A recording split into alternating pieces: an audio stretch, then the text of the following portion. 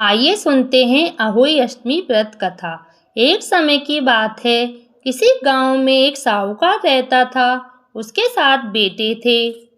दीपावली से पहले साहूकार की पत्नी घर की पुताई करने के लिए मिट्टी लेने गई। वहां वह कुदाल से मिट्टी खोदने लगी। संयोग से जहां पर वह मिट्टी खोद रही थी, वहां स्याहू की मान थी। वहां वह अपने बच्चों के साथ रहती थी। अचानक कुदाल साहू के बच्चों को लग गई, जिससे उसके बच्चे की मृत्यु हो गई। स्याहू के बच्चों के मौत के बारे में साहूकारनी को पता तो लग गया, परंतु उसे दुख बहुत हुआ।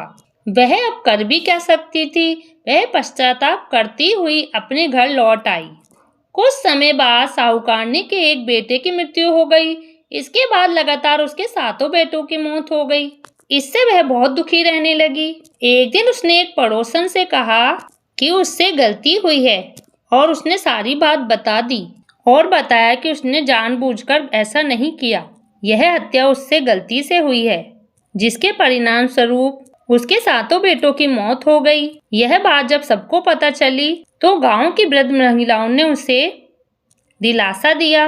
वृद्ध औरतों ने उसे चुप कराया और कहने लगी, जो बात तुमने सबको बताई है, इससे तुम्हारा आधा पाप नष्ट हो गया है। इसके साथ उन्होंने साहूकारनी को अष्टमी के दिन अहोई माता की, स्याहू और उसके बच्चों का चित्र बनाकर उनकी आराधना करने को कहा। इस प्रकार समय याचना करने से तुम्हारे सारे पाप धुल जाएंगे और कष्ट भी दूर हो जाएंगे। साहूकार की पत्नी उनकी बात मानते हुए कार्तिक मास की कृष्ण पक्ष की अष्टमी को व्रत करने लगी।